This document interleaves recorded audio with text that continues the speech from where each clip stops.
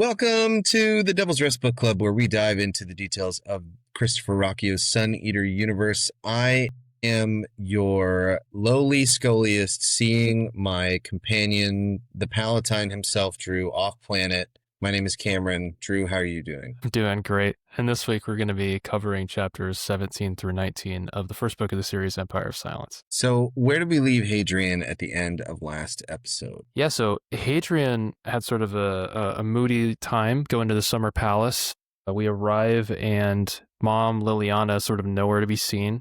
Very much feeling lots of feelings about that. Some failed attempts at connection with Crispin. And finally we get a connection with Mom where she sort of is, for once, warm and reveals that she has a plan to help Hadrian get off world. And so we're sort of left That's what with, she's been doing while she's been gone. Yeah. And so we're left with, okay, maybe there is a chance that we get away from the Chantry and get to do something different. And that's where this chapter picks right up. Yep. Right a few days later. Yeah.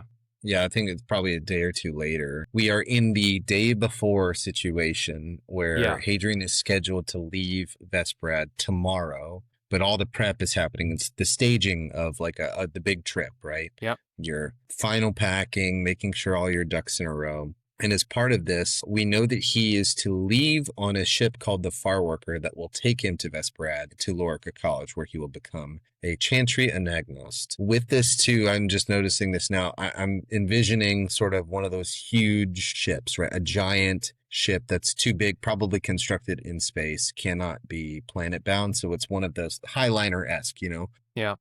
where they have people sent down and then Hadrian presumably will go back up to the Farworker, at which point the ship will leave. It doesn't explicitly say that, but I think that that's sort of the vibe that we're getting here. Vanishing in the night. Yes, exactly. And so part of it too, though, is that he's not going alone. His father's too smart for that. So his dad has prepped everything and they are waiting on a platform for people to descend on this shuttle. And as Hadrian is sitting there, he feels this, probably a lot of anxiety, right? Nervousness. Yeah. He's thinking about the fact that now, okay, there is a chance. Whereas he probably would have been morose and just given up at this point. His mother has lit a fire in him, now believing that, okay, maybe I don't have to go through this plan. So he's trying to listen to what Gibson had told him before the events of 2 episodes ago, right? When he's saying, like, I'm going to focus in on this moment and the things that I need to get done so that I can make that outcome come to pass. And I think we get another Gibsonism here. Yes. Which says, it's focus blurs, focus blinds. You must take in all of a thing by seeing the totality of it, not by focusing on the minutiae. This is as important for a ruler as it is for a painter. I really like this. Did you heard this parable of the 5 blind people touching the elephant? Do you know what I'm talking about? Yeah. It's almost a similar vibe where like becoming too fixated on one piece of a thing can actually result in a form of blindness, where if you get hyper fixated on something at the expense of the whole picture, it's actually not a beneficial thing. So this is Hadrian essentially trying to put into practice the teachings that Gibson has taught him about Scholiast's different tools. In particular, I think you mentioned before that he's trying to think of the apatheia, which is take the emotion away, the Stoic philosophy side of things, remove myself from the emotion and take in the moment, be present. And this focus is him trying to get a mental image to take his mind off of everything that's going on next to him.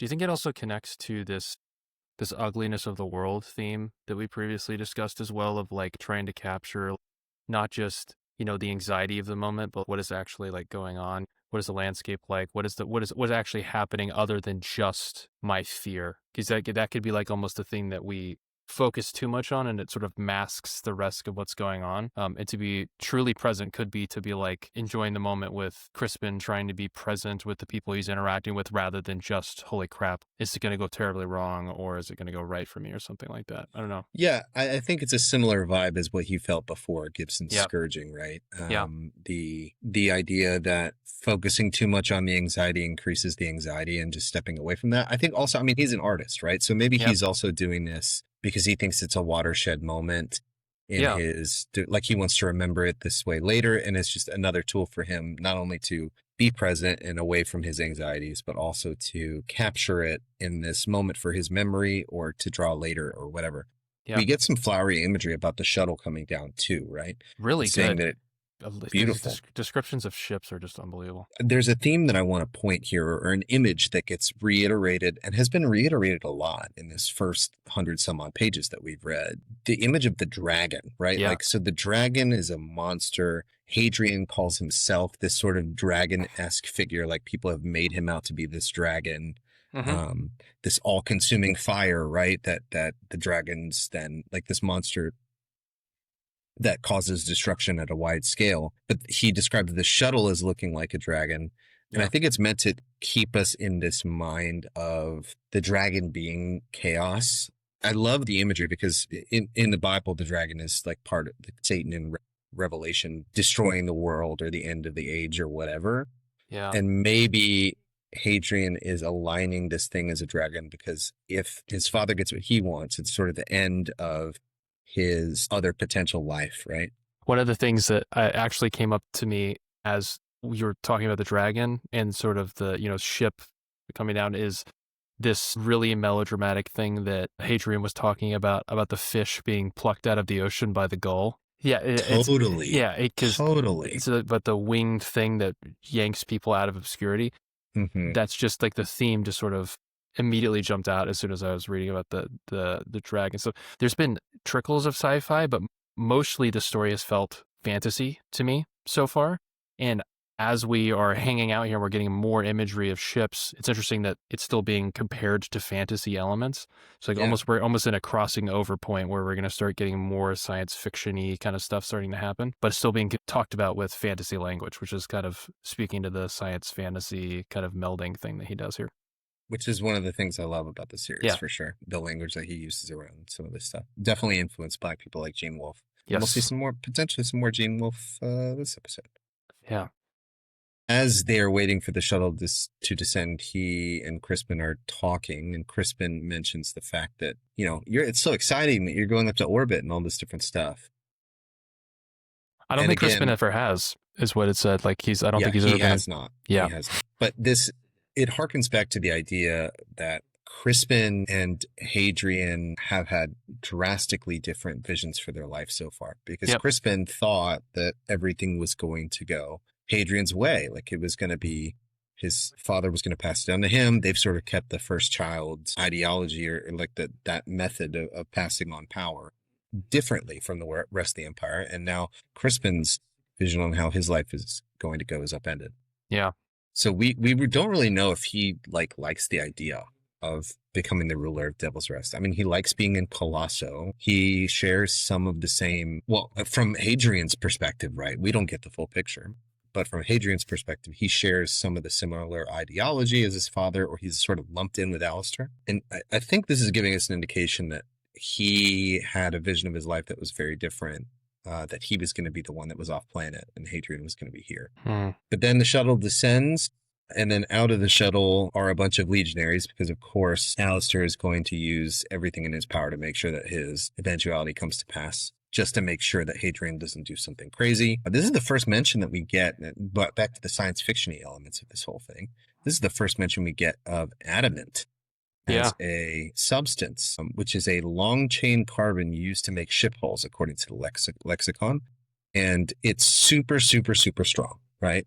It's the strongest thing that humanity could have made in order to spacefarer, right? That you'd want the strongest thing that you could possibly make in order to travel across space. And then we still even get the same imagery, right? That ship coming in from the atmosphere is still hot and there's smoke coming off of it, further giving us the image of that evil dragon, chaotic figure, the dragon that's plucking Hadrian to take him off to a tower and place him in there. And this image obviously gives Hadrian this sort of ominous feeling about the whole situation. He feels that in this moment, that even though his mother has given him an option to potentially get off world and do what he wants to do, this image makes him feel pessimistic. He worries that his plan might fail. But the people that come off the ship in this moment are Tor Alcuin, who we've heard from before, which is his father's number one Scholiast, right? His right-hand man. Gibson is the tutor, and Alcuin is the Jafar-esque advisor to the Grand Vizier type advisor to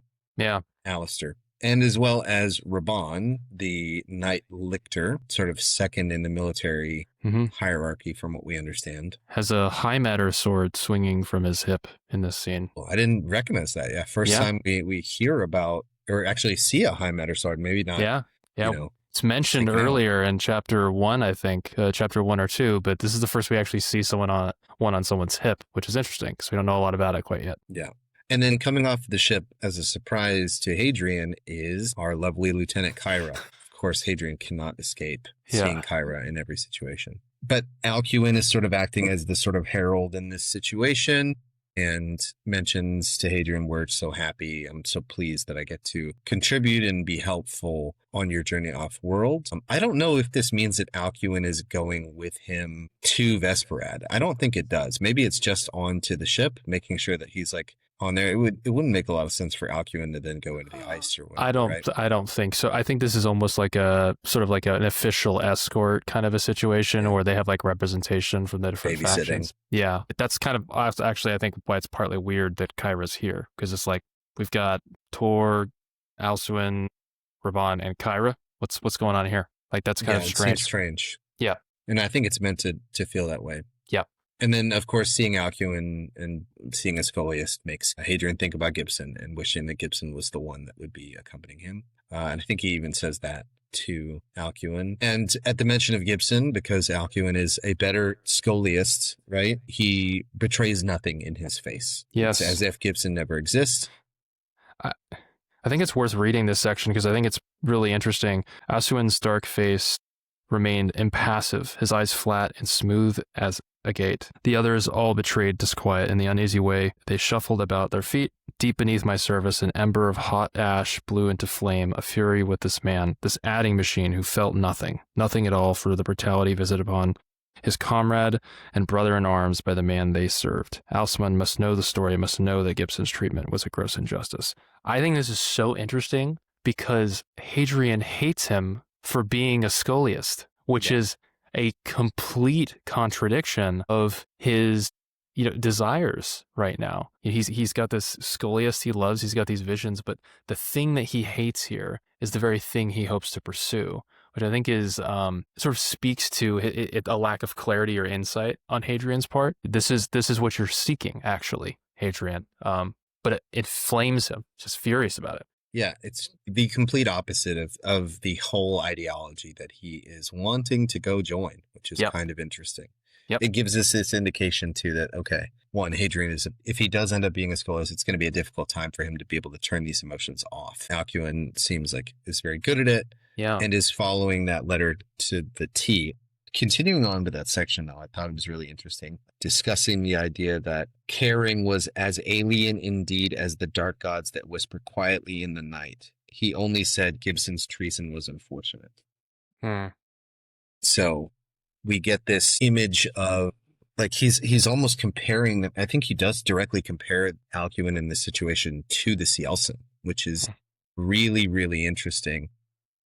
I have no idea what this sentence necessarily means, but it's this feeling that there's a lack of humanity there because he doesn't feel anything at the fact that Gibson is gone. Right. He just mentions like the fact that Gibson was treasonous. That's the only mention that he gives, and then he moves on. Fascinating. But then from there, Raban steps up and shakes Hadrian's hand and says, hey, because we get this indication that they were somewhat close. It's the Duncan, Idaho-esque figure is what I get. I mean, I'm sorry for painting on it, but that's kind of the image I get. I actually kind of have positive feelings toward Raban, even though, like, obviously there's probably not some good stuff that he's done, as a member of this house in this way that he is. But him and... He's a good soldier. Yeah, and Hadrian's been respectful towards him. Raban's been pretty cool. Seems like a decent person just within the context that he's living in. It's interesting. Raban's a cool guy. And he's the one that saved Hadrian in the alley. And Hadrian insisted on thanking for it previously and is doing so again. Doing, in Hadrian's estimation, a better job of thanking him that he didn't do before. Yeah. And as he's now moved from Alcuin to Raban, he sees Kyra and then immediately puts on this air of formality based on their life. This is the first interaction that we've seen with the two of them since the events in the penthouse, right? So he is trying to take a different tact and recognizing his mistakes that were made previously. Yeah. Is very formal and he thanks her for coming. Alcuin then sort of gives Hadrian this, trying to console him, it feels like, for him joining the chantry, saying it's going to bring glory to House Marlowe, hammering home the idea that all of the children of all the Palatine houses only exist to be tools for their legacy, for their house to be furthered. And Crispin defends him, which is wild. He like cuts him off and is just like, it doesn't need the speech, man. Like, again, I'm sort of really thrust home here with, I feel like we've gotten a misunderstanding of who Crispin is actually as young narrator. I can't believe how much I missed this on my first read, because he's like, frankly, you know, Crispin is so supportive of Hadrian that he's actually kind of jealous of Hadrian's potential leaving and is yet still defending Hadrian for the fact that he doesn't want to do it, which is actually pretty mature for his age. It's really interesting. It's in stark contrast to they eat people, right, at dinner. Right. And I mean, but that's being a 15-year-old, though. He's like 15 at this time, right? So sometimes you're an idiot and sometimes you're an adult, right? That's what adolescence is. But again, giving us another data point to indicate that Hadrian's understanding of who Crispin is, Crispin's point of view, is not reality. Hadrian then sort of talks down, like brings it back to, you know, formality or niceness, saying like, it's all right, Crispin, thanks, essentially. But then remarks at the fact that he is surprised to see Kyra and like how she ended up here. And then Kyra looks at him and then looks away and says like, I was personally requested by you. But Hadrian now, with him sort of understanding more of the subtlety that he has not displayed so far in the book, is getting the fact that she's lying, right? He can tell that she's lying in the situation, and then he just waves it. Oh, sorry, I've got a lot of things going on in my brain. Of course I did. I requested you. Thank you so much for joining. We should talk privately later. I meant to talk to you or something. So let's discuss this later. And that's the indication that Hadrian gets that this is the beginning of the plan, right? Something is going on. He doesn't know what. He's not given all of the information, but he can tell that his mother is influencing this in this situation. And then Alcuin asks about Liliana, and then they just make their way off of the platform and back into the house. And that's where we end chapter 17 and move on to chapter 18 with one of the best names of any chapter so far in the book. Rage is blindness. The foreshadowing, the intensity of leading into the chapter with this kind of a title, it's like, oh no, what's about to happen? What's going to go on? What's going to go wrong? Yeah. So it seems like it's nighttime. You know, so nighttime's rolled around, and Hadrian decides he's actually going to do some packing. You know, he's checking around his stuff, and while he's doing this, Crispin walks in. He's got a habit lately of sort of walking in on Hadrian to have conversations. Well, if you think about it too, this is like he's trying to soak in every moment, and I actually appreciate it. Actually, it's like a kid going to college.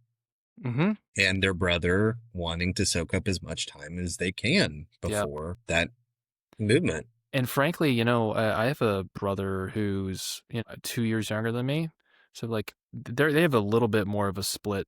But even I don't remember actually being cognizant enough to appreciate how big of a deal it would be to go off to college, for example. So I don't actually know if me and my brother had interactions like this where one of us was intentionally jumping and like trying to like, hey, like we're about to say goodbye and all this.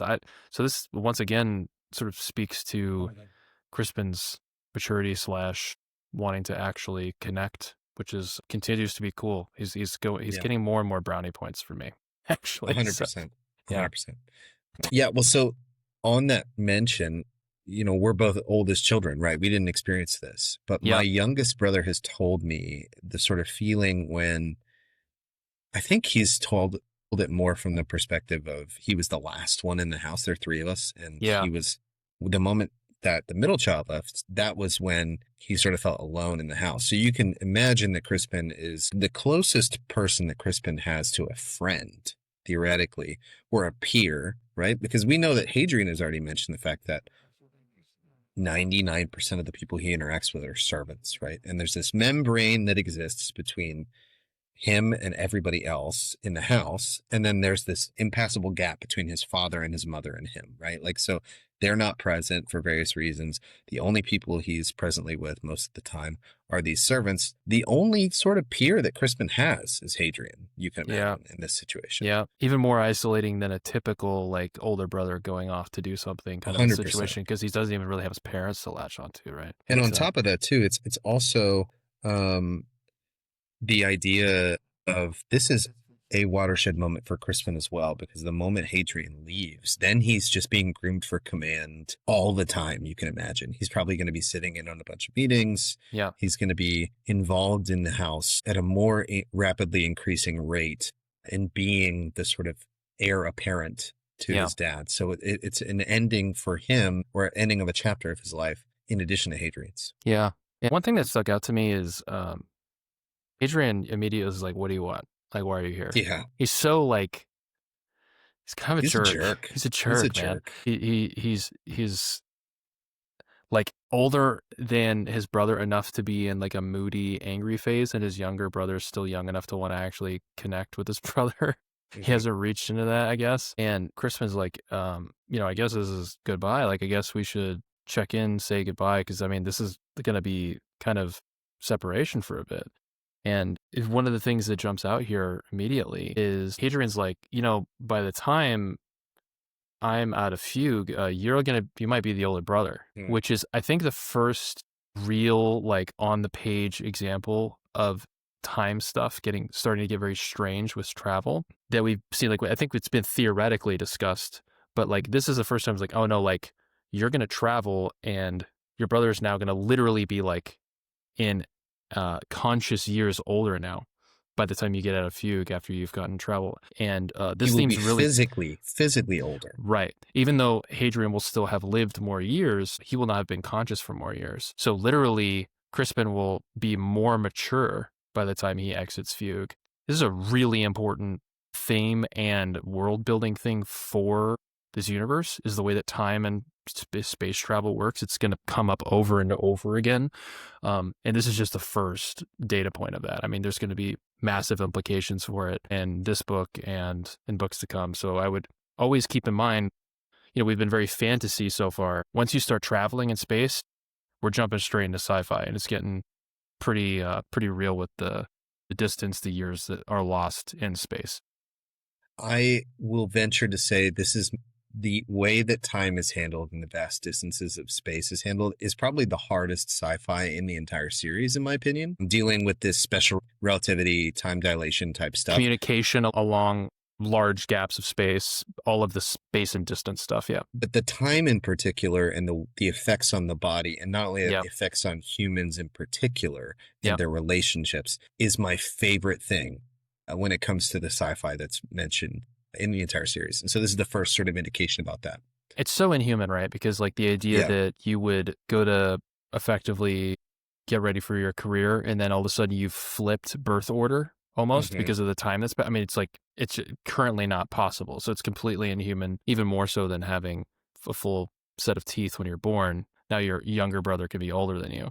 Like, but it's in line with the real physics that we know in our universe too, correct. Right? Yeah. For those who are wanting a display of this in cinema, I'm sure most people have seen it, but the way that Interstellar handles this phenomena in science fiction is probably the hardest core that I've seen. And I think this series sort of hammers a lot of that too. But this is just the first indication that we're seeing of it. So if you haven't seen Interstellar, go watch it. That scene will hit you like a ton of bricks. It's so good. Yes. It's exactly this theme. So get ready for it, folks.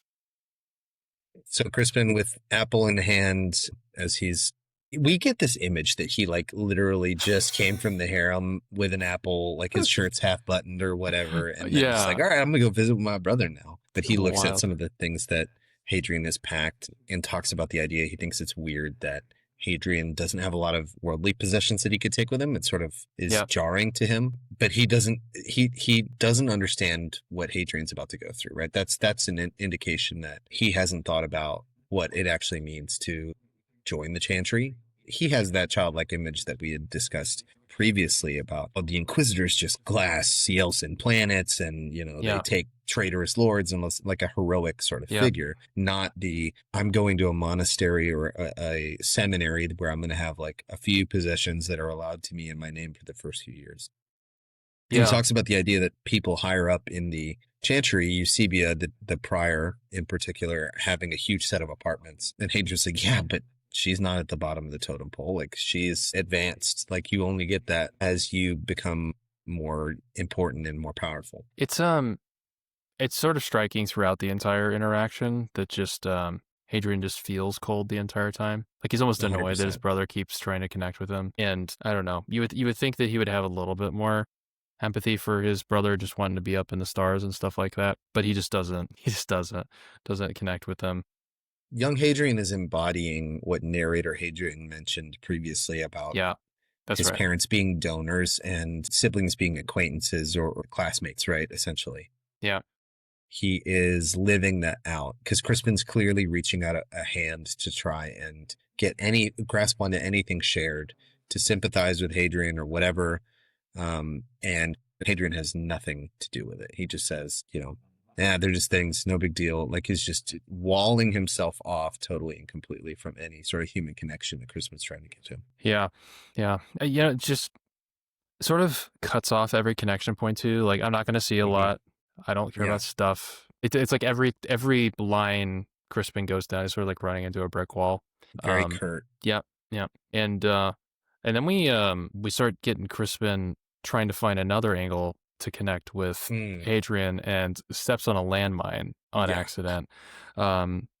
Because he randomly is like, so you and that lieutenant, huh? What's going on there? And then Hadrian just starts to, it rages blindness, folks. He just internally, he like sort of freezes at first, almost like kind of overwhelmed with anger. And Crispin, like, sort of continually, he does this thing that not even just 15-year-olds do, but like grown men do and should know better sometimes, where he's just like, she's not really my type, but she's got the, Hadrian's like, I need you to stop talking about this woman you don't know's body as if she's like a thing. But Crispin doesn't get it. He's just a kid, right?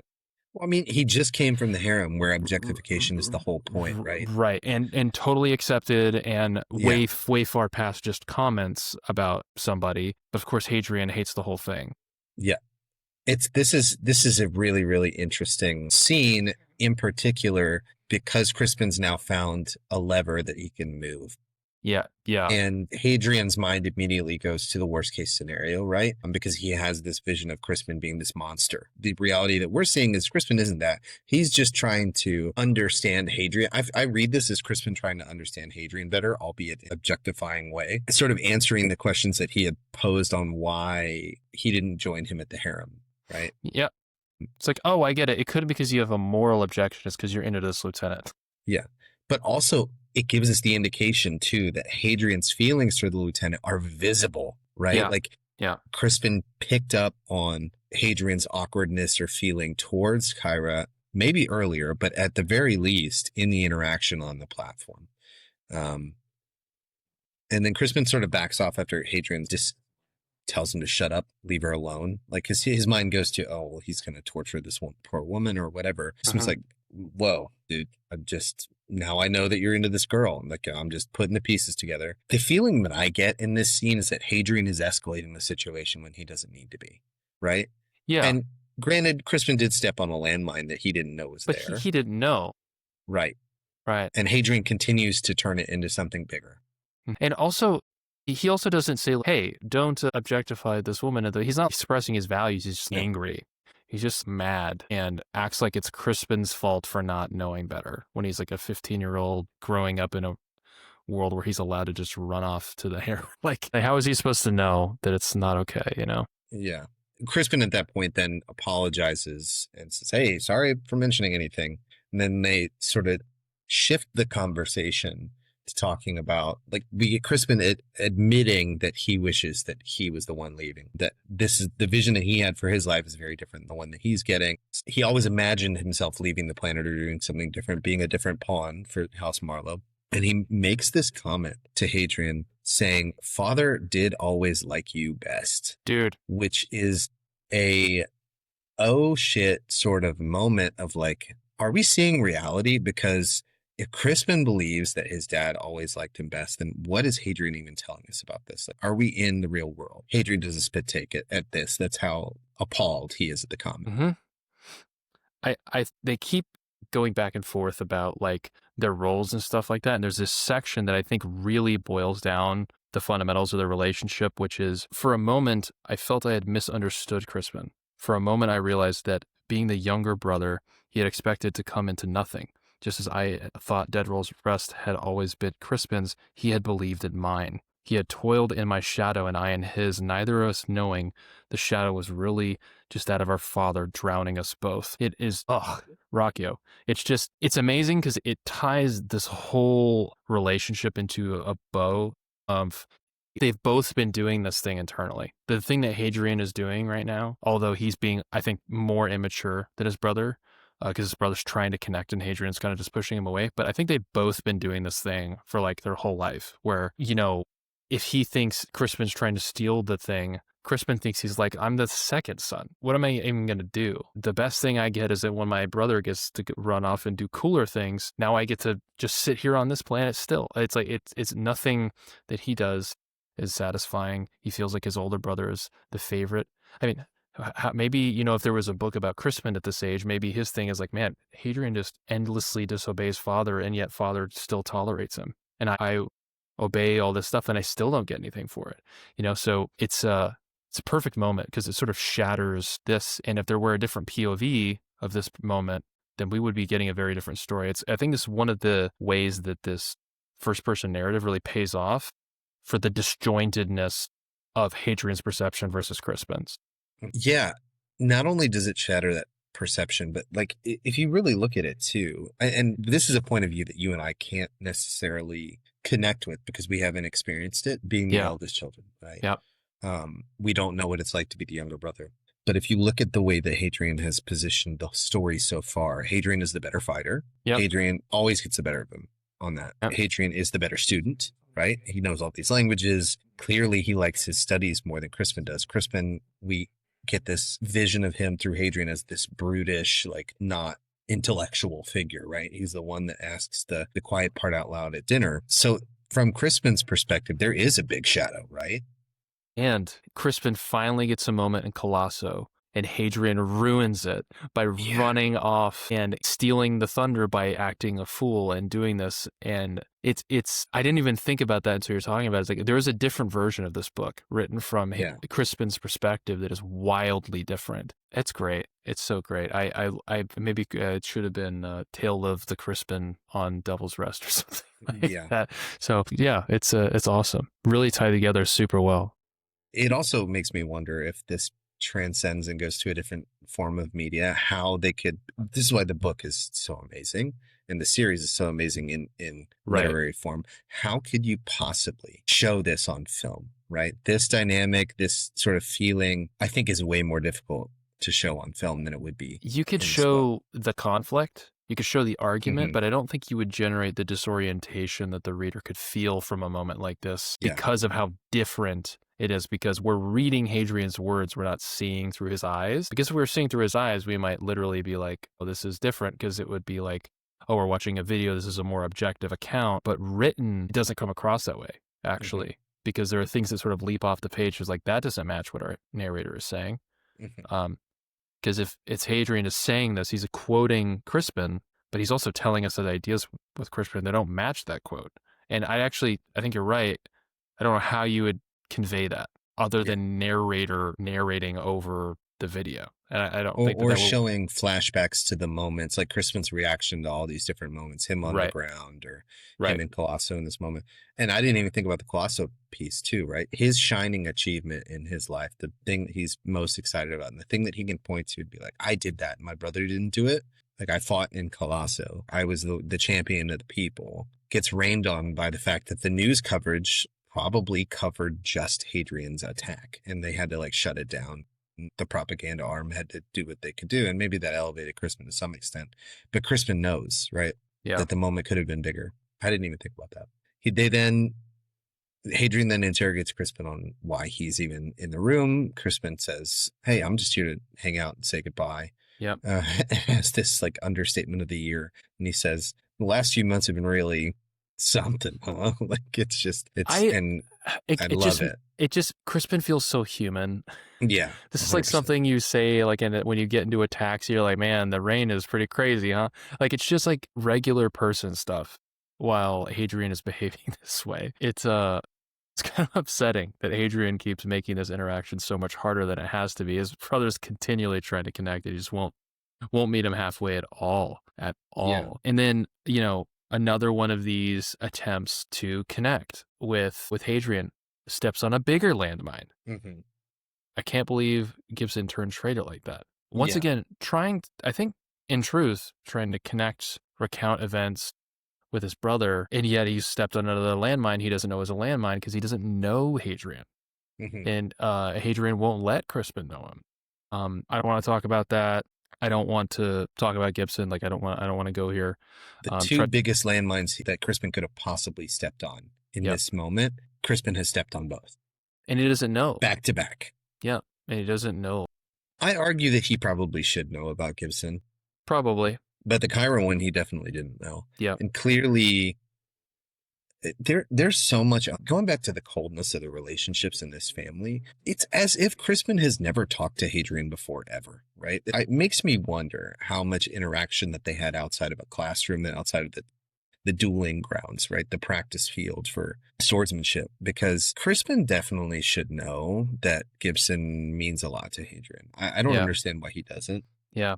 There's this line, oblivious, dumb, blind. Yeah. Crispin took another bite of the apple. Did you see his face though? Disgusting. He looked like a troll. And I think this is like narrator, I think talking is like Crispin did not know what he was doing in this situation. And yet he is expressing this really harsh thing about someone that I was so close with. He reacts, he slams his hand against the window frame. This is not just Hadrian melodrama, a little bit angry. Like he is no longer stewing internally. Now he's starting to hit stuff. So this is getting a little blindness coming in from this rage. It's not going well. Why are you so upset? Like what's going on? Gibson's gone. Like he's gone. He gone. didn't understand. He really didn't understand. Gibson's gone. Yeah. The closest relationship that Hadrian has had in his entire life clearly was not visible to Crispin, which is interesting because Liliana mentions the fact, this maybe goes to the idea that she's more tapped in than we have initially thought. She mentions at the end of last episode, right, in that chapter where Hope has been brought back on, we find out Gibson's plan, blah, blah, blah. She apologizes. So even though she's not there all the time, she knows that Gibson is an important figure in Hadrian's life. But Crispin is there all the time, and he doesn't know it. And he just, he was just some servant, right? It appalls Hadrian, the idea that Crispin has this view. Yeah. And at the dehumanization of someone close to him, Hadrian throws a slap and knocks the apple out of the hand. And before we get into more of the rage coming and bubbling out to the membrane, right? The membrane that Hadrian has mentioned, that Gibson's the only one to be able to pass through from servant to friend. Clearly nobody has in Crispin's membrane, right? He sees people as servants and that's it. And actually he's trying to relate to Hadrian here because he's the only other person on the other side. But clearly Crispin just sees everybody else as a servant and nothing more. And I think that's really what makes Hadrian more upset than anything else in the situation. Yeah. And Crispin, like big, dumb, oblivious, blind Crispin's like, what'd you do that for? Like slapping the apple out of my hand. He just doesn't chill out. So in his own head doesn't even get what has happened. What was that for? It's like someone slapped a pencil out of your hand. You're like, what are you doing? But you don't even, so oblivious you don't know they're even mad. Yeah. And we should note that from now on, and even the chapter sort of gives an indication, if we see rage as blindness on the page, that means Hadrian's going to do the opposite, right? Like that means Hadrian's going to get mad. It's sort of this like, if we see rage as blindness, we should keep our antennas up for the next incoming thing. He's about to be blind. Yeah, seriously. Hulk smash almost. He cannot, like it's clearly an indication here that he just cannot do anything that the scholiasts desire, right? That he cannot have this apatheia. He says rage is blindness and then he gets mad. He doesn't use the tool that Gibson gave him. Rather, he just lets the rage walk through him because it mentions rage is blindness. I told myself. Gibson's voice rolling over in my head. Another note here, Gibson's voice becomes this angel on the shoulder, right? But the Marlowe devil is on the other shoulder, right? He mentions, but another voice, my own voice, answered Crispin. He was my friend. And from Crispin's perspective here, he does think that Gibson is a traitor. He doesn't have the insight. He wasn't part of these conversations. He truly thinks that Gibson was going to ship him off to the Extrasolarians and is kind of appalled that Hadrian is defending Gibson in this moment. Right. Yeah. But, the more he talks about it, he starts to say, hey, listen, imbecile, that's not what happened. You actually don't know what's going on. You're clueless. And now Crispin's not okay with that. Yeah. Now Crispin is mad. Don't call me an imbecile. And he just doubles down. He doubles down. You're an imbecile. And then we get another prose god Raccio moment. And it starts at the bottom of 127 on the paperback. And it goes, the poets speak of rage as a fiery thing, consuming, destroying, twisting a soul to mistaken action. They sing songs of revenge, of lovers killed in the night, of passions inflamed, of houses torn asunder. But there is little heat in rage. The scholiasts have it right. Rage is blindness, a red color blurring out the world. It is light, not fire, and light, when finely tuned, can cut as surely as steel. It's pretty unbelievable. And then Hadrian smacks his brother with a book in the head, which, as he's about to say something, like he's opening his mouth to say one more thing, and it hits him with a book in the head, so far out of bounds. Like, this is not even just a sucker punch. This is like hitting someone in the head with a blunt object because they said something that upset you. I don't know. This moment, I didn't really like. I was like, oh, they're getting into a fight when I read it the first time. This is like, oh, like Hadrian is like going crazy. This is insane. To hit your brother in the head with a book is crazy. Like, at their age, it's completely out of control. And of course now, like, I mean, it is completely on at this point. Like, there's no turning back. Once you do something like this, it's over. He sort of like lays into him. He was helping me. He was helping me. I asked him to do it. And then dialogue just stops, right? It shouldn't be saying this out loud, for the record. Shouldn't be screaming this in this fight. I mean, he's like the night he's supposed to be getting out of here, and he's getting into an altercation with like the other son of Alistar. Like, it's ridiculous. And then, you have the situation where Crispin is trying to fight back, and Hadrian is like telling him to calm down and like, we're not going to fight. You're like, brother, you don't get to hit someone in the head with a book and then expect it to go back in time. It's on now. And then all of Crispin's feelings start bubbling up because now he's been hit in the face with the book. Rage is overtaking him. And he's like, you think you're better than me. You always have, little brother, big brother, but he's the bigger of the two. Hadrian tries to de-escalate when it's too late after he was the one escalating the whole thing, right? Hadrian says, stop.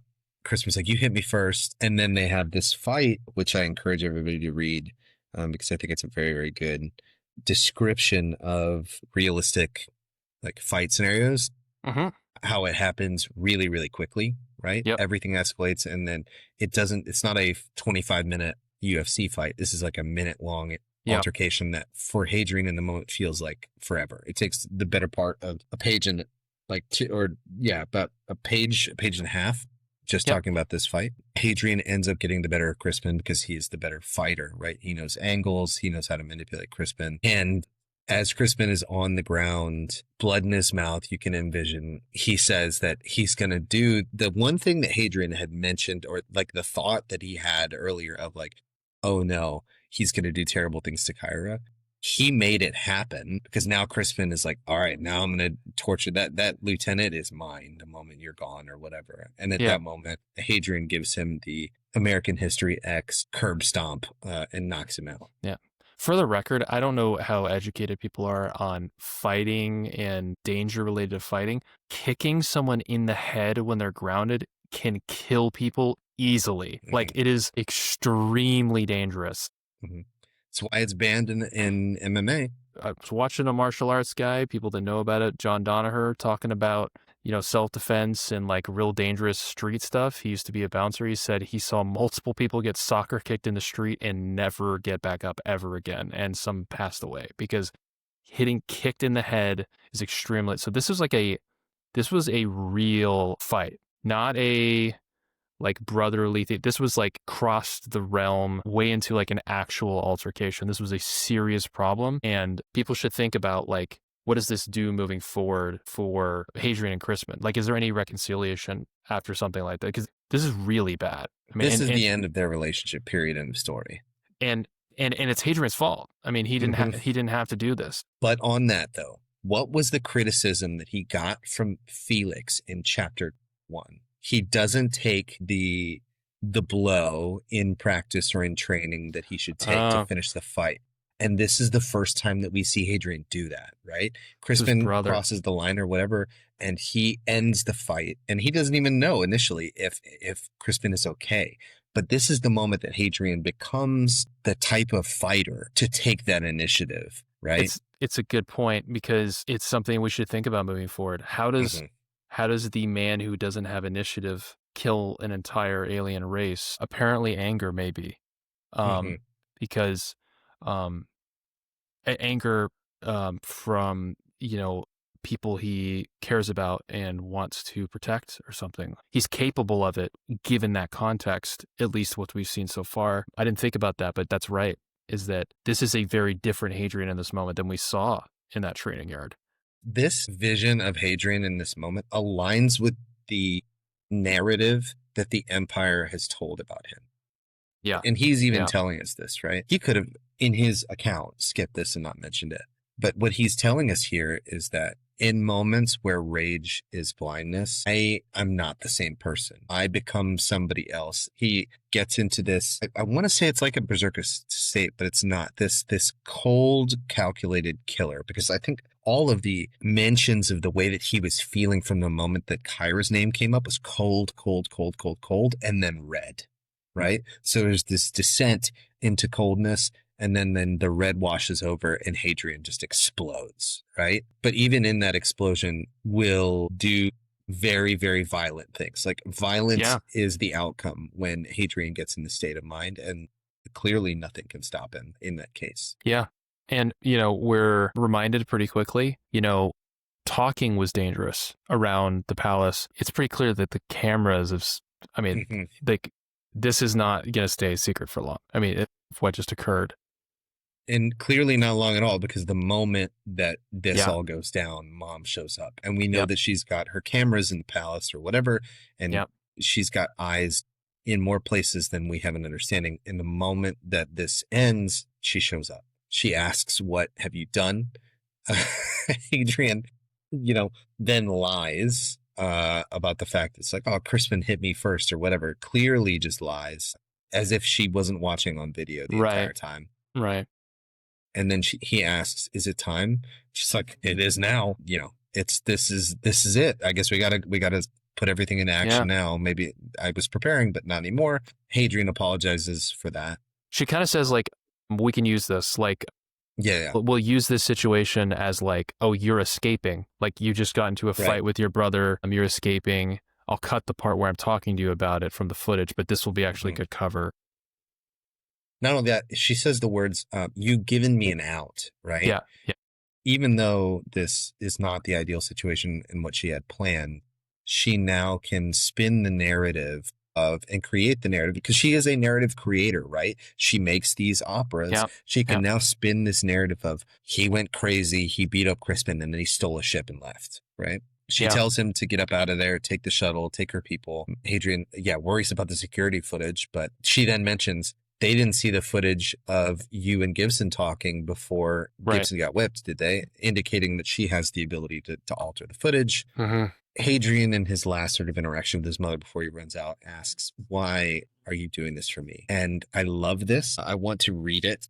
It is beautiful. Slamming the lid of my trunk, I turned. "Why are you doing this?" Mother froze, became marble. Again, this image of like her being this statuesque figure. "I thought her caught as light caught across the horizon of a collapsed star. For a piece of me felt that she might never more again." On the ground, Crispin moaned, "Mother." A terrible, fractured smile broke over that stone that she called a face. Ye gods, in another life she'd have made a better scoliost than Gibson. After an eternal several seconds, she said, voice breaking, You were always my favorite. There's so much here. Ugh, I want to dude. start with we get this image of her cast all this time from the moment we meet her to now of this statuesque Grecian figure who is this sort of goddess Athena-esque, maybe not her, but just like this Yeah. statue, right? Yep. Yep. Emotion, like, has this mask on, can never take this mask off. And this one question breaks that mask, and her voice breaks. And I bet it's heartwarming to Hadrian, who got a hug from her in the last episode. Now hearing the words that you were always my favorite. Hadrian is the one person that's allowed to see the other side, right? And it's only for a brief moment. I think it's beautiful. Yeah. Another piece too, I thought I caught her as light is caught across the horizon of a collapsed star. So we keep getting this light narrative, right? Light is every time that you should underline light, every single time the word light is mentioned. Came up with rage too a moment ago. Yes, where they're talking exactly. about rage. Yeah. It's giving us this image again of like, this is the beginning of the story that ends with the star collapsing, being eaten or whatever. And light is this, in the moments that light are mentioned in this way, it's hinting to us that this is a important moment that is developmental for Hadrian. Yeah. Light is the thing that connects him with cruelty. And when he is enraged enough to attack Crispin. Yeah. Yeah. It's beautiful. It's the perfect way to end their sort of relationship. And as they're polishing up this conversation, Kyra and some of the house people for Liliana's guards or whatever show up. Hadrian finally realizes that and mentions to her, "You are my mother's eyes." So the reason that Kyra has been so present in Hadrian's life up to this point is not just because of happenstance and circumstance. She is a spy in the house on behalf of Liliana. And this is finally Hadrian realizing that moment. Yeah. And the last words that he ever speaks to her is "thank you." And he says, "Those were the last words I ever spoke to her. And as it always is with the last words, they were not enough." And we end the chapter. Rocchio God. The way Rocchio ends these chapters, dude, is unbelievable. I love narrator telling us information that we would have no way of knowing, because if we just think structurally, there's going to be 7 books or whatever, right? We wouldn't know until the end of book 7 that he never talks to his mom again. And so there's actually no way for us to feel the weight of this moment unless it's brought up later, unless he decides to bring it up now. And I appreciate this narrative tool of having the narrator, Hadrian, writing, because we're allowed to be given almost like omniscient information to enhance the experience of reading. Because in this situation, we wouldn't know. We would literally just like, oh, I wonder if he sees mom again. But we actually know that he never talks to her again. In book 1, we know that. So it just speaks to the abilities of this format of writing. It'll continue to happen, but I appreciate the format because of that, because we get to feel those moments with Hadrian, because we get to sort of grieve with him. Like, this is the last time I ever got to speak with her. And I couldn't have possibly thanked her in a way that was satisfying or whatever, right? It was not enough what I said to her. And what does that mean? I mean, like, does that mean mom dies? Does that mean Hadrian never returns here? Does that mean, like, we have no idea what that means. We just know that they don't get to speak to each other again. What we do know what it means is that, unbeknownst to his mother at this time, she is the one that enables the path that gets Hadrian to the end point of blowing up a star, right? It's fascinating. I love the way that it's ended. And we move on to the next chapter, chapter 19, The Edge of the World. So we cut scenes at this point immediately out of the house, and Hadrian is now in a dive bar-esque place meeting who his mother has procured for him to take him off planet. So we get this very, very, I think it's similar, not as lively as like the Mos Eisley Cantina, right? But dingy, gross. Feels very similar. Yeah. Presumably late at night, right? Like, this is happening at night. They're in this sketchy bar, and he meets this Jadian free trader by the name of Dmitri Arello. We also are given the first indication of Jadians as people, right? In their sort of the way that they interact with everybody. Yeah. So he is Jadian. He's this sort of vaguely Mediterranean or Persian-esque figure. They're drinking cheap wine in this establishment at which many points, like, Dimitri mentions is like horse piss or whatever, right? Like it's just It's not even wine. terrible. At least Right. it's strong. He mentions it, and it's like, Right. that's the only good thing about it. So we get this vision of this smuggler-esque figure, and I love it. And in this bar with him is Kyra, right? So like we can envision Hadrian sitting here, Dimitri sitting here, and Kyra's like right in the middle, just checking her watch and Yeah. facilitating the conversation. Dimitri can tell just by looking at Hadrian that he's a Palatine, right? Yeah. He looks so Yeah. different. And he's surprised at the fact that Hadrian, as a Palatine or the Palatine house that's contracting him in this situation, would stoop so low as to deal with him and his kind. Yeah. You're not going to be comfortable. Yeah, no. So, yeah. He's prodding at the fact that Hadrian is this posh kid, right? He says he's homeless. You know, he's prodding him constantly on the fact that we're not in your luxury land anymore. This is the real world, which we love. Kyra is only concerned with the logistics of the situation. So she wants to make sure that the ship is fast enough for them to get off and get off quickly. The ship that we get the name of here is the Eurynoceer, which is a Rello ship that will take Hadrian to Teucros. Some names, right? Teucros is the name of a mythical Greek king who was the forefather of Troy. Now, I looked up Eurynoceer, and some people online think that the name is related to an Akkadian trader who made the first written complaint, like on a tablet in cuneiform. Nasir is that name, is the Akkadian trader. But it could be like a combination of the Greek word Yuri, meaning wide, broad, or wide-ranging, and the Arabic word Nasir, meaning victory. I don't know. I don't know the name here, but it is the ship that is going to get Hadrian off the planet. And we find out it's not a direct shot, which is news to us, because what I'm feeling in this moment is like, okay, great, we're on this like plane. We gotta shoot off, and they're like, oh yeah, this isn't a direct shot, by the way. We gotta make a stop to make this trip worth it. And you're like, you are kidding me. Like this is the equivalent of Han Solo saying, you want to go to Alderaan?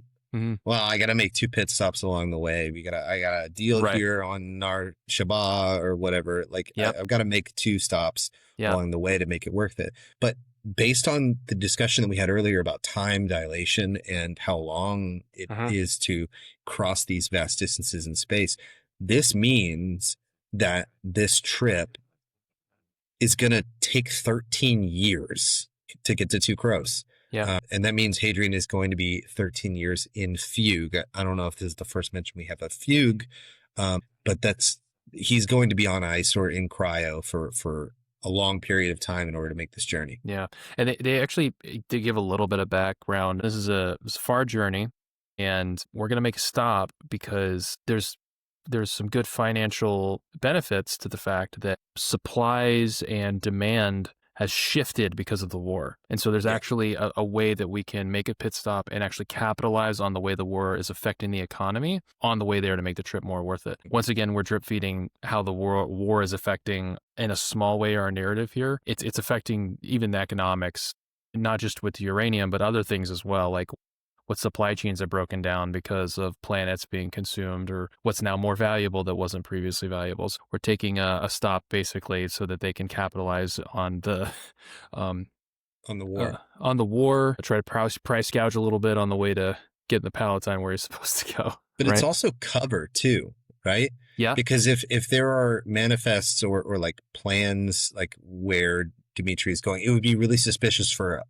a one stop, like we're going a direct flight to Teucros 100%. That would be easier for Alistair to find Hadrian if that were the case. But if they're making 2 stops along the way, that gives them this layer of obscurity that allows potentially for Hadrian to actually make the journey. Yeah. It also kind of indicates, because Dimitri mentions the fact that he could make a killing on the war, that he hasn't really been paid that much up front for that direct flight sort of journey, right? He's got to make it worth his while. And he mentions the fact that he's been paid like 5,000 Harasams up front, and then another 9,000 is promised from Hadrian's stash or whatever whenever he arrives at Teucros. I started feeling pretty uneasy at this part of the story. Like, I know this is technically probably not better than trusting pirates, but like, I mean, just the Jadian smuggler is like we're talking to him and we're already negotiating rather than just getting the hell out of here. Yeah. It's making me uneasy at this point in the story. And then, But also, it goes to show that the dichotomy between the like Palatine life that he's used to. Every time Hadrian is in the muck with the real people, which yeah, we get here, it's a very different reality than what he's used to growing yeah, up. I think yeah, it's meant to make that stark contrast. yeah. Kyra then mentions amidst all of this conversation that like is like, hey, Hadrian, we got to get a move on because like I can't be gone too long, or people are Yeah, going to start asking questions. Like I'm going to be missed if I'm gone. It's going to be a problem.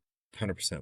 Yeah, it's briefly mentioned that he left his terminal behind. I'm not sure if it's going to become important before, but he's Hmm. not. He doesn't have all the technology he typically has, so he's left that behind. And it makes sense that he would in the event that they could track it or whatever. I Yep. mean, they tracked it whenever he was in the alleyway because he hit a button, right? Presumably, they could find his location Yep.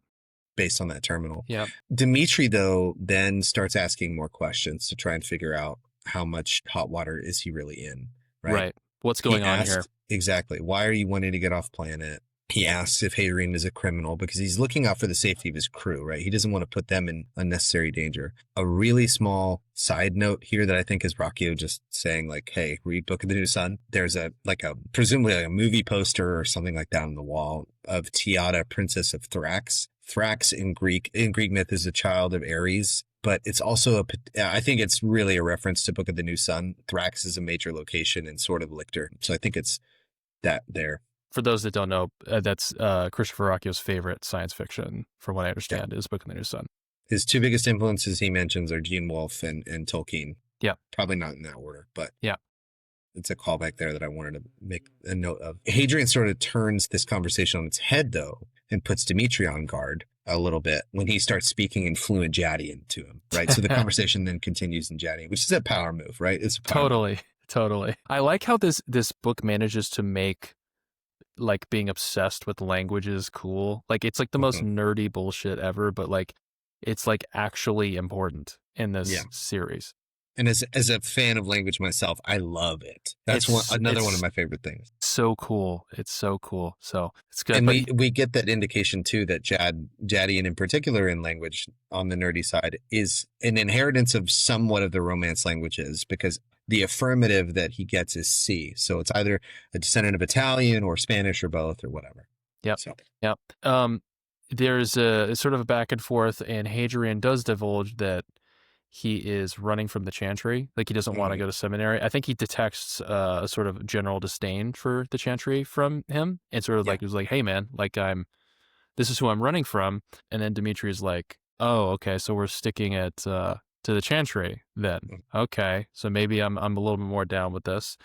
Asks him his name. I'm Hadrian. Yeah, who Hadrian? Yeah, Hadrian what? Yeah, you're Hadrian someone, he mentions. Yeah, that's right. And I believe he actually gets tricked. They're going back and forth. He's like, "Oh, you're not that kid that got caught up in this thing," and then Hadrian confirms it by correcting him. And sort of tricked into the fact that he is actually Hadrian Marlowe. Well, before that, he shows him the ring, and that at seeing the ring, Dimitri's like, oh, what have I gotten myself into? Yeah, right. Yeah, it's not just a normal Palatine house. This is the head on the plant. Yeah. Dimitri, funnily enough, it says like, "Oh, didn't you get jumped like walking out of a brothel?" Which is like hilarious for us knowing Hadrian's Eternals, but he's furious that this is a rumor around. Yeah. Which it was Colosso. It was Colosso. I like it because this may be first indications of like how does world think about Hadrian? Because rumors are spreading now about crazy Hadrian running around out of a brothel, getting jumped, being silly. So like the world has an opinion of Hadrian as of right now that maybe it's made clear at the start of this book that the world has an opinion of Hadrian at the end of the series too. So this is kind of a first indication that Hadrian has sort of elevated his persona into rumor and problems and stuff like that. Enough for a like smuggler who's not from the planet to know, right? To have heard the news that he was jumped in an alleyway or whatever. Yeah. But they chug the bad wine at the end of the conversation because Kyra's like, "Hey, we need to speed this up," and then they leave. Yep. And then we get a time skip and we see Karch during the day. We're sort of assuming it's at night because we didn't, see what was happening in the bar or whatever. Yeah. we're sort of like going through the early morning and like the sun is almost rising is kind of the feeling that I'm getting Oh is like, yeah, I think yeah, he mentions like the smokers were either the last customers of the night or the first customers of the day, right? So it's right, probably in the middle of the like right, early morning right. when They this sort is of happening. burn the whole night trying to get this situation set up. And we get this description of this town being very different than Yeah. Maidwa or Devil's Rest in Maidwa, because this is like a fishing or like a port town, like a true port town. It's Yeah. small. The people stink. I think he like describes it almost as like trash floating on water almost or Yeah. something. Yeah. It's like a really, it's a great description. And if you think about it too, like world building side, right? There's no moon to Delos, so the water is placid all of the time. Yeah. The waves are only generated whenever a ship lifts off or whatever. Yep. So you could have these settlements that are made on this water long term. So maybe you're right. Maybe it is one of those temporary, like pontoon dock type places. Yeah, it'd be super cool if that's what it was. And they sort of like go through town here. Dimitri's gone ahead of them to like prep ship. And so it's just sort of him and Kyra sort of walking through the streets trying to meet him there. They get there, and the ship looks rickety. I'm getting like Mm-hmm. big Millennium Falcon vibes from this moment. You know, you sort of just like, this is the ship that we're about to fly. And so we're getting vibes like that. The urgency of the moment is sort of kind of clear. Okay, like this is let's go. The ship is prepped. Let's get a move on. Hadrian asks Kyra to leave. She goes to leave. He actually like stops her and apologizes. And, you know, she, I think, goes to leave again and he stops her again and like, he's like, no, really, I'm sorry. And she nods or salutes, doesn't say anything and just kind of like goes. It's clear in this moment that he wants it to be this, he has this romantic vision in his head. He wants of this how this is supposed catharsis. to He go. wants it to be okay. Yeah. But it's not, you know, and I don't know what's going on with Kyra, but it's not like it's not there's going to be some clear resolution here other than like there's an acknowledgement that he's apologizing, but there's no moment and there's no there's no relationship, there's no random fantasy kiss here at the end. It's no No happened. forgiveness. Like it's just, she moves on. Yeah, she moves on. And now we have like a really interesting moment where it really feels like on a second read and that we're stepping into like the next part of the story. This is big because we're now getting on the ship that's supposedly going to take him off world. This is sort of the culmination of almost like what it feels like the first act of this book. And big things could happen now. The story could open up in a way The arc is ending clearly. Yeah. Yeah. I'm going to read it because I think it's beautiful. Definitely. Not a second passed before Dimitri grabbed my shoulder, fingers insistent, "Hurry, boy, we waste time." "Yes," I said faintly, craning my neck, patting myself down to check the contents of my pockets, my knife, my static identification, few Hurasams, the letter Gibson had written for me, and the universal card I had won from Lena Bellum in the mining guild. 20,000 marks was a precious thing. Once I was off-world, away from my father and his prying eyes, it was enough to start almost any kind of life. Despite Gibson's letter, I could go anywhere. 20,000 was enough to buy passage on a ship, on several ships. Between that and my blood, I could buy a ship on credit, turn merchanter or mercenary. I imagined sailing to Judeca like Simeon the Red, breaking bread with the avian Irptani, seeing the universe. I could not help smiling. To Kroos first. Stooping, I helped Dimitri with my trunk, walking down the boarding ramp and into the cool, sterile dimness of the airlock and out, for the last time, from under the silver sun and sky of my home. So beautiful. This is that moment that you mentioned that his life is now opening up broader than what he had thought. He actually is winning from what we can see so far. Yep. And this is the last time that we get, and another narrator bringing us to the moment, this is the last time he sees Delos. He does not ever go back. Crazy to think about, for the record, given like we don't really, I don't know if we have details in terms of how long his life is, but we know it's long based on the start of this book. The idea that we never return here is wild. I mean, it's a huge shift. We've sort of hit liftoff, so to speak. Yeah, I mean, it's a fantastic close to the first arc of the story. I think we've got some plot lines open. You know, we've got sort of a question mark as to what happens now. We've got some weird, you know, kind of shady stuff going on with the smuggler here. It's a little bit anxiety provoking, but we'll see how it works out. We have sort of the remnants of the consequences, frankly, of the escape. You know, what happens with Liliana, what happens with Crispin for this having happened, what happens to House Marlowe in absence of Hadrian, Alistair. We're leaving this whole fantasy scene behind here. And so we have a question of like, what is Hadrian's future, but also what are the consequences back at home? Because we don't come back. It's an amazing way to end the introductory arc of this novel. Do you have any thoughts about arc 1? Yeah, in hindsight, I didn't realize it. First read through, it felt slow to get here. Yeah. But there's so much there. There's so much there. Yeah. And I feel, at the same time, I feel ready to move on in the story, right? This is a beautiful way to end where we're at and to move on to the next chapter in Hadrian's life, whatever it looks like. So can't wait. Exciting stuff, folks. Yeah. So thank you for joining us, dear listener, on our journey, and we will see what Hadrian comes up to and faces next time. And as we end every episode, always forward. And always down. And we will see you next time. See you, folks. Devil's Rest Book Club is Cameron Elston and Drew Welty. Today's episode discussed chapters 17, 18, and 19 of Empire of Silence by Christopher Rocchio, copyright 2018. Empire of Silence was originally published by Daw Books on July 3rd, 2018. Quality editing and original music by Cameron Elston. Find us on YouTube. Contact us at devilsrestbookclub@gmail.com. Devil's Rest Book Club is a production of Disquiet Pods. This episode, copyright 2025, Cameron Elston and Drew Welty. Thanks for joining us, and remember, rage is blindness.